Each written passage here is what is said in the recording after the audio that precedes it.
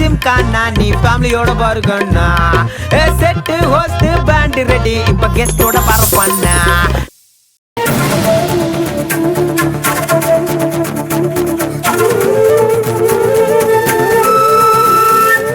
காலையில இருந்தே அவரை காணுமே. சின்ன குழந்தையா அவரு தொலைஞ்சு போறதுக்கு போன் பண்ணி பாருமா. போன் பண்ணண்டா அவர் எடுக்கல. அண்ணி என்ன பிரச்சனை? வருவாரு போங்க.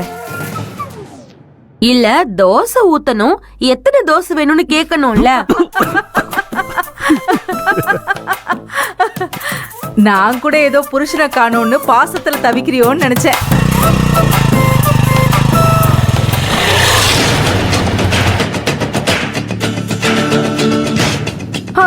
இதோ வந்துட்டாரே.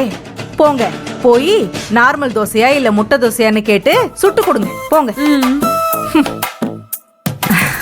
ஐயோ என்னங்க என்னங்க நில்லுங்க.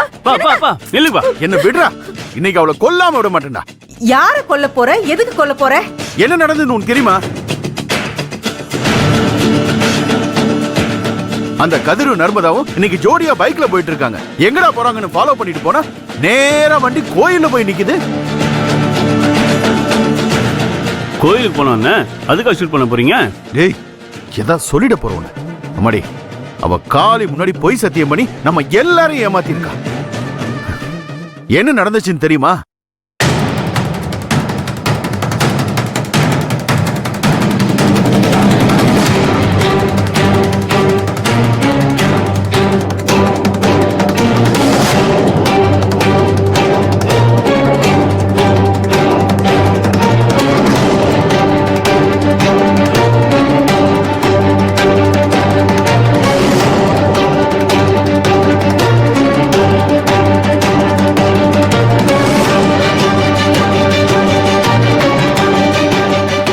என்னங்க மிஞ்சி மட்டும் தானே போட்டிருக்கான், அத கழட்டி வீசிட்டு முரளிக்கு கல்யாணம் பண்ணி வச்சிடலாம். அண்ணன் பொண்டாட்டியாச்சேன்னு பாக்குறேன், இல்லன்னா வேற மாதிரி ஆயிடும். மொத்த பேரையும் ஏமாத்திருக்கா. கல்யாணம் பண்ணி வச்சா முரளி கூட வாழ்ந்துருவாளா? அண்ணே, அப்ப அந்த நர்மதா பொய் சத்தியம் பண்ணல, சரியாதான் சத்தியம் பண்ணிருக்கா. நாங்க 2 பேரும் காதலர்கள் இல்ல, புருஷன் பொண்டாட்டின்னு அந்த சாமி முன்னாடி சொல்லாம சொல்லிருக்கா. அத்த, அவளை சும்மா விடக்கூடாது. பஞ்சாயத்து கூட்டிடலாமா? பஞ்சாயத்து கூட்டி என்னடா பண்ண போற?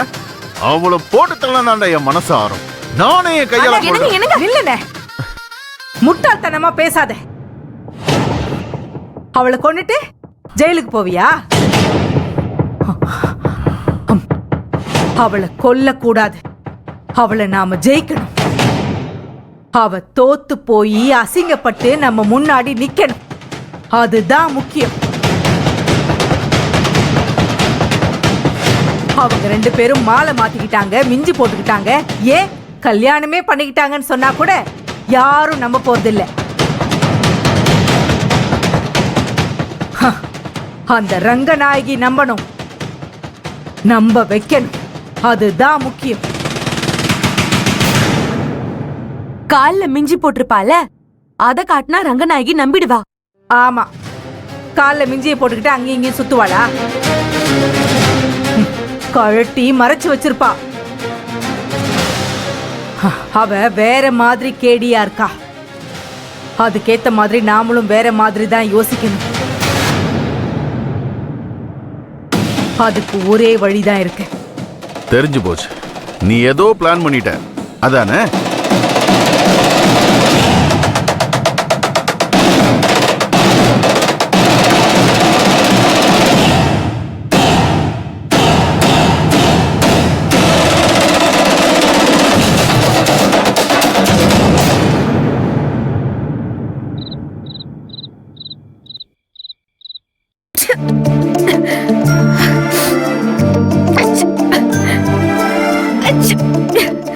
என்னடி இப்படி தும்மிட்டு இருக்க? கோவிலுக்கு வர அவசரத்துல பச்சை தண்ணியில குளிச்சேன், அதான் இப்படி தும்மலா வருது பாட்டி. பெங்களூர்காரிக்கு பச்சை தண்ணி ஒத்துக்கல, அப்புறம் எதுக்கு பச்சை தண்ணியில குளிச்ச? சும்மா டெஸ்ட் பண்ணி பாக்குறதுக்கு தான். டெஸ்டா? அதான் தெரிஞ்சு போச்சுல்ல, இனிமே டெஸ்ட்லாம் பண்ணாத, ஆவி பிடிச்சா சரியா போயிடும்.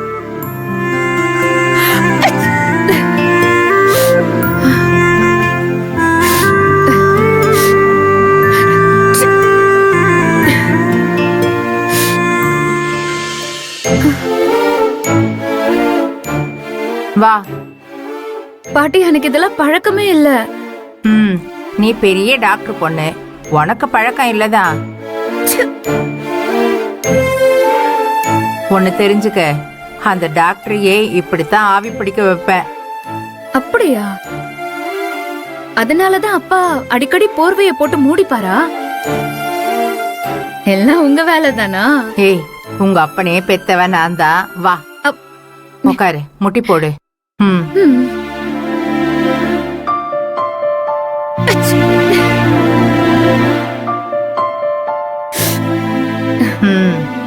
அவசரப்பட்டு போர்வை எடுத்துடக்கூடாது.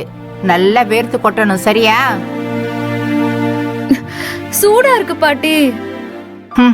அப்படித்தான் இருக்கும்.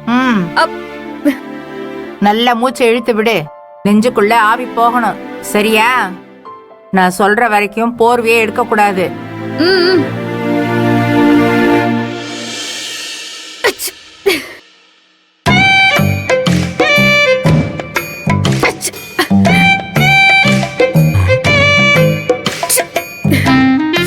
என்ன பண்றா?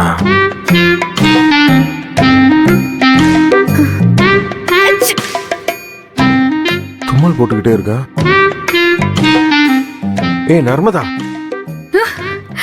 அத்தா வாங்க ஆவி பிடிக்கலாம். ஆவியா? ஐயோ பேய்னா எனக்கு பயம்.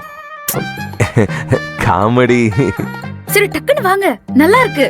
இல்ல நீ முடிச்சிட்டு சொல்லு, அதுக்கப்புறமா நான் பிடிக்கிறேன். சூடு போயிரும், ஒன்ன பிடிக்கலாம் வாங்க. எது ஒன்னாவா? யாராவது பாத்துட்டா? யாரும் பார்க்க முடியாத அளவுக்கு போர்வையை போட்டு போத்திக்கலாம் வாங்க. கமான் விவசாயி. அப்படியா? ஒன்னும் பிரச்சனை இல்லையே. அட வாங்க அத்தா, எதுக்கு எடுத்தாலும் பயந்துகிட்டு. ஓகே.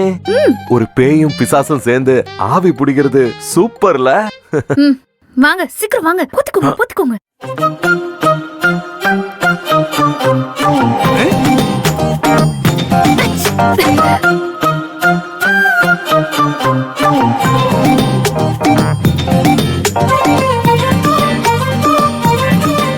Both of them ஆவி பிடிச்சு ஃபைன்.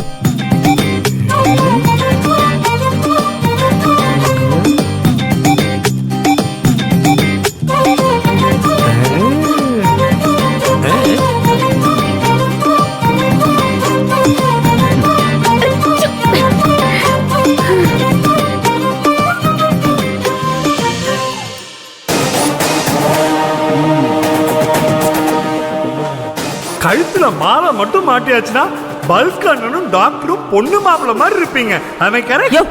வாய வச்சுட்டு சும்மா இருக்க மாட்டேன். நீயே கோத்து விட்டுற போல இருக்காங்களே. ஐ மீன் ஒன்னும் சொல்ல வேணாம். அண்டர்ஸ்டுட்.